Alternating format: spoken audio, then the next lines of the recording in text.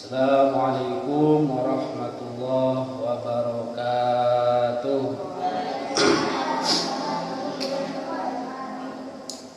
Alhamdulillahirabbil alamin. Wassalatu wassalamu ala sayyidina wa maulana Muhammadin wa ala alihi wa sahbihi ajma'in, amma ba'du. Faya hadratal kurama wal aiza,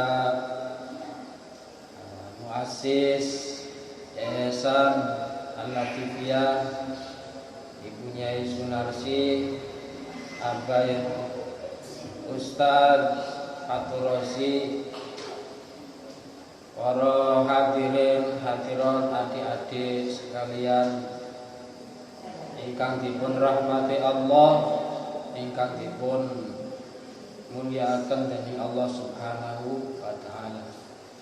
Pertama-tama marilah kita memanjatkan puji syukur kehadirat Allah Subhanahu wa taala atas limpahan rahmat Allah, atas nikmat yang diberikan oleh Allah kepada kita, sehingga kita dapat memperingati, kita dapat hadir di sini guna untuk memperingati momen Isra dan Mi'raj yang ada di bulan Rajab.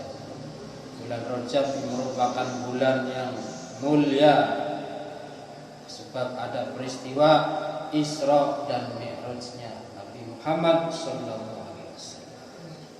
Shalawat serta salam semoga tetap terlimpahkan dumateng Nabi Muhammad sallallahu alaihi wasallam. Allahumma shalli ala sayyidina Muhammad. Allahumma shalli ala sayyidina Muhammad. Bismillahirrahmanirrahim. Peringatan Isra dan Mi'raj itu penuh dengan hikmahnya sangat besar sekali. Kenapa? Karena di dalam Isra Mi'raj itu Nabi Muhammad SAW mendapatkan perintah dari Allah apa? Berupa sholat berapa waktu? 50 waktu. Dulunya itu 50 waktu sudah didiskon sama Kanjeng Nabi. Ketika Isra Mi'raj, Kanjeng Nabi dicegat sama Nabi Musa, "Wahai Muhammad, umatmu ini adalah umat yang biasa-biasa saja, cilik-cilik, kecil-kecil, fisiknya kecil-kecil, tidak sebagaimana umat terdahulu. Wong zamannya Nabi Musa saja sholat 50 waktu itu tidak sukses. Coba minta kepada Allah. Akhirnya didiskon menjadi, singkatnya didiskon menjadi 5 waktu. Itu sudah merupakan keringanan dari Allah. Sudah didiskon, tetap saja masih ada yang bolong, lupa, sibuk, macam-macam. Bismillahirrahmanirrahim. Qala Allah Ta'ala fi kitabihil karim. Bismillahirrahmanirrahim. Subhanalladzi asra bi 'abdihi lailam minal masjidil haram ilal masjidil aqsa alladzi barakna haulahu linuriyahu min ayatina innahu huwas samiul basir. Subhanalladzi asra bi 'abdihi lailan. Subhana, ayatnya itu menggunakan kata-kata subhana. Berarti peristiwa Isra-nya Kanjeng Nabi itu merupakan mukjizat. Apa mukjizat tuh? Sesuatu yang di luar nalar. Mukjizatnya Nabi Ibrahim apa? Dibakar tapi tidak gosong. Malah ngopi-ngopi turu-turuan nonton TV di sananya. Mukjizatnya Nabi Musa apa? Iya, bisa membelah lautan. Lautan itu bisa minyak airnya terbelah. Mukjizatnya Nabi Isa apa? Bisa menghidupkan orang meninggal. Semuanya itu di luar kebiasaan. Tidak ada dokter yang bisa menghidupkan orang mati kecuali cuma Nabi Isa alaihissalam. Jadi Isra-nya Kanjeng Nabi Muhammad sallallahu alaihi wasallam dari Masjidil Haram menuju Masjidil Aqsa. Masjidil Aqsa di mana? Ada di kota Makkah menuju Masjidil Aqsa yang ada di mana? Palestina. Nabi akhir zaman itu hidupnya di Mekah, tapi diperintah Allah untuk sowan. Apa sowan? Berkunjung kepada peradaban nabi-nabi terdahulu. Yang namanya Palestina itu merupakan negara, kawasan atau tanah daripada nabi-nabi terdahulu. Semuanya mayoritas nabi itu ya ada di Palestina. Nabi-nabi terdahulu sebelum Nabi Muhammad itu sholatnya, ibadahnya ngumpulnya di mana? Masjidil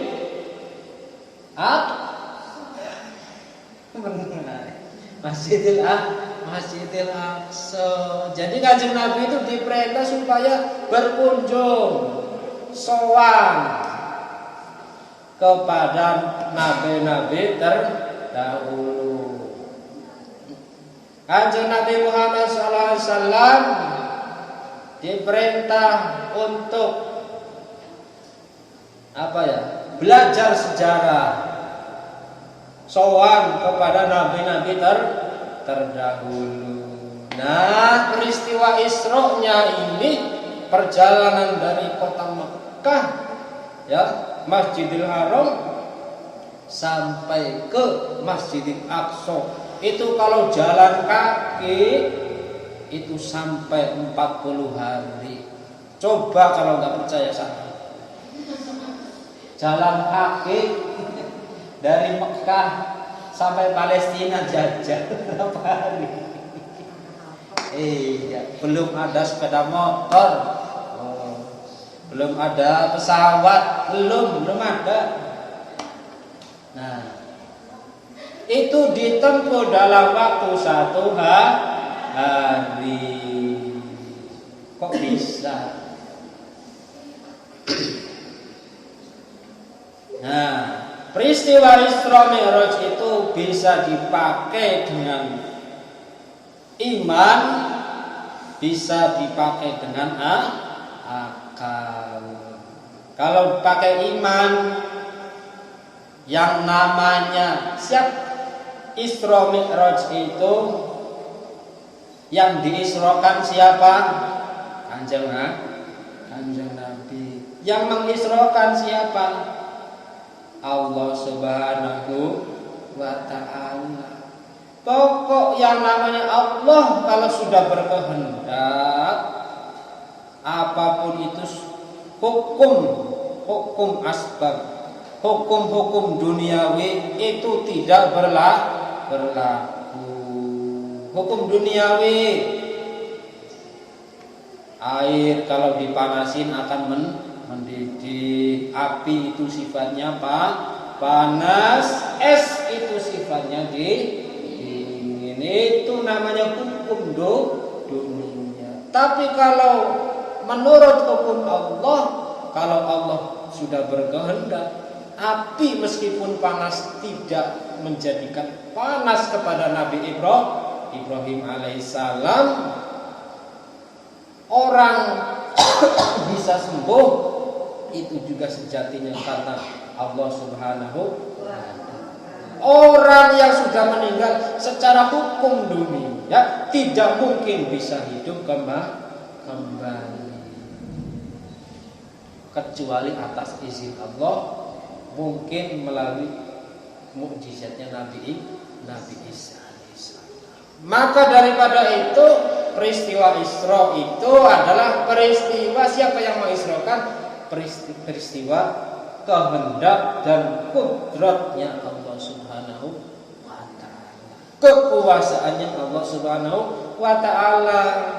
Makanya ketika Kanjeng Nabi ditanya oleh sekelompok orang yang tidak percaya dengan Isra Mi'raj, itu paginya Nabi Muhammad SAW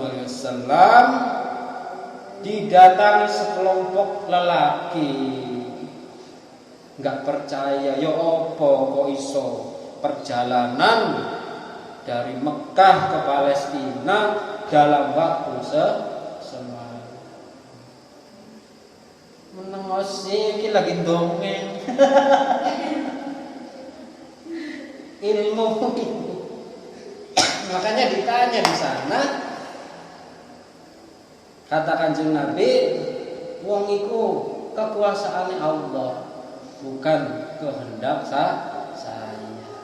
Maka daripada itu Isra Mi'raj itu kekuasaannya Allah. Allah kalau sudah berkehendak, tidak ada yang tidak mungkin. Pelajaran sulit memahami, minta sama Allah supaya akal dan hatinya dijembarkan, supaya mendapatkan pemikiran yang cemerlang begitu. Nah, sebelum peristiwa Isra Mi'raj itu Kanjeng Nabi didatangi para malaikat Jibril dan malaikat Mikail mencuci hatinya Kanjeng Nabi Muhammad sallallahu alaihi wasallam. Padahal Kanjeng Nabi itu orang yang hatinya sangat suci, bersih. Tapi sebelum berangkat Isra itu dicuci dulu, dibersihkan dengan air zam-zam. Itu artinya apa? Meskipun orang sudah derajatnya kiai atau apa, sudah suci, tetapi tetap harus membersihkan jiwa. Apapun orang kalau mau sholat, kalau tidak punya wudu, sholatnya sah tidak? Tidak sah.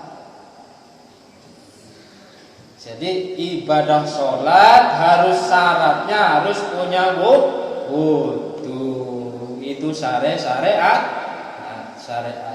Syariatnya wudu pertama niat, kemudian mencuci muka, mencuci wajah sampai mencuci kaki. Itu syariatnya. Tetapi hakikat daripada wudu itu adalah apa? Mensucikan hati, ya, mencuci wajah supaya apa?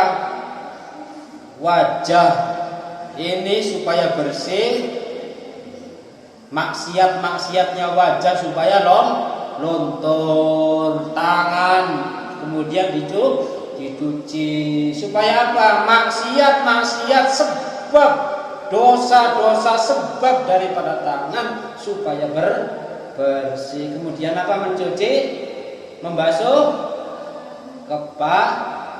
kepala supaya kepalanya, pikirannya bersih. Jadi orang kemudian sampai kaki juga supaya dosa-dosa sebab atau maksiat-maksiat sebab kaki dibersihkan. Nah itu, baru kemudian melakukan sholat. Jadi sebelum kita melakukan sholat, syariatnya wudu dulu. Artinya sebelum sholat kita mensucikan hati dari apa? Sombong, ria, unek-unek ono, apa itu? Prasangka. Nah, kalau sholat hatinya bersih, fa insya Allah sholat sampeyan, sholat panjenengan iki insya Allah akan sampai husul dumateng Gusti Allah. Dan syarat rukunnya sholat itu merupakan oleh-oleh. Ngerti oleh-oleh? Orang kalau pergi haji pulangnya bawa tasbih itu jenenge oleh-oleh. Tasbih itu. Saudara sampean kalau pergi keluar kota pulang bawa rambutan, pulang bawa kue, bawa roti, itu namanya oleh Kanjeng Nabi Muhammad SAW. Isra dan Mi'rajnya berangkat dari Mekah menuju mana? Palestina. Kemudian Mi'raj, pulang lagi, oleh-olehnya adalah perintah sholat. Sholat itu betapa berharganya.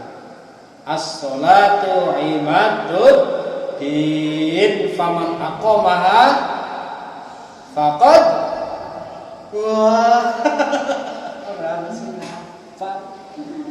faqad aqamaha faqad aqamadin, waman hadamaha faqad hadamadin.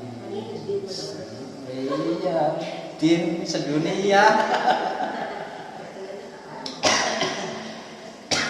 Pokok agama Islam ini tiangnya itu, punjernya itu, yang bisa menegakkan agama itu dari sholat. Siapa orang yang mendirikan sholat berarti sama halnya dia menegakkan agama. Siapa orang yang tidak sholat berarti merobohkan agama. Mulai kita sebagai orang Islam yang beragama Islam wajib hukumnya sholat yang berapa? 5 waktu. Apa saja? Subuh, zuhur,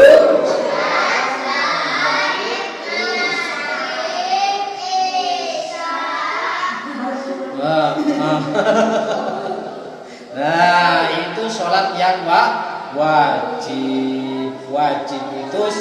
wajib itu ya, kalau dikerjakan mendapatkan pahala, kalau tidak dikerjakan masuk neraka mendapatkan dosa. Itu adalah hikmah daripada Isra dan Mi'raj. Tiada sesuatu yang supaya kita sampai kepada Allah, mendapatkan rahmat Allah, kecuali dengan cara mensucikan diri. Sholat itu ya sudah mensucikan diri kita, rohani kita, ya. Merupakan syariat pembeda daripada umat-umat terdahulu.